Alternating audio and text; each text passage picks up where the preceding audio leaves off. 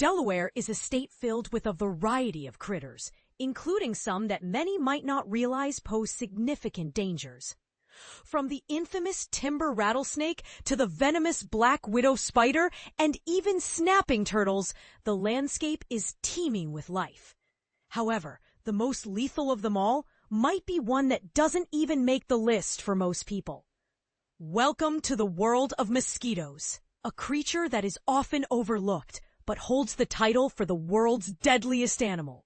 This assertion might catch you off guard, but the evidence is compelling.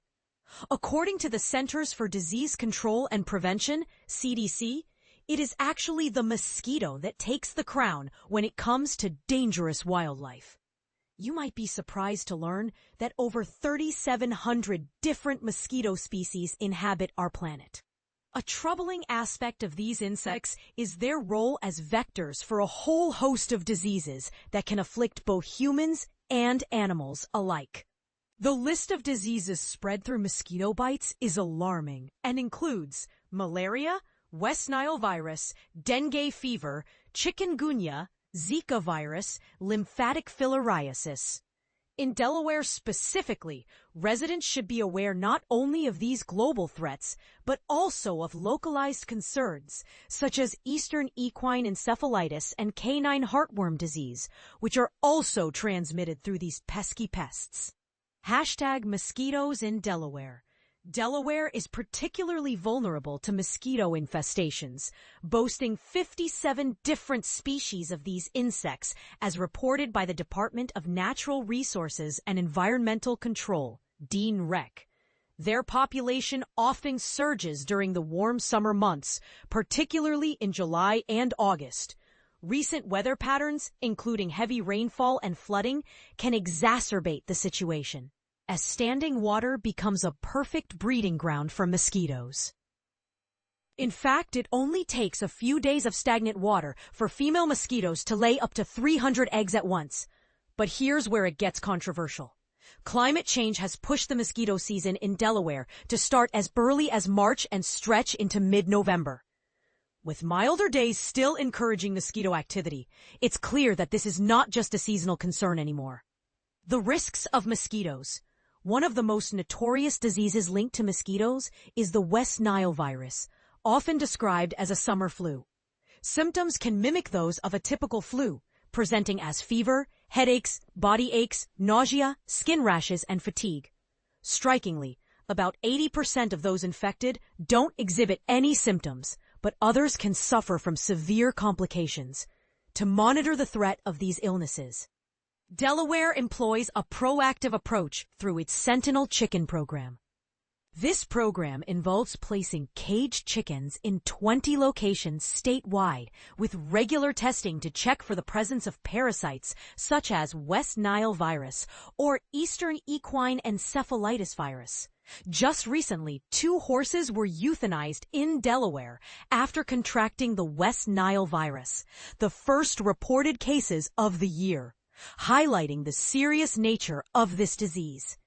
Identifying mosquito bites. If you suspect you've been bitten by a mosquito, various symptoms often surface. According to the CDC, these can range from small blisters to puffy reddish bumps that occur shortly after the bite. Sometimes you might even see dark spots resembling bruises.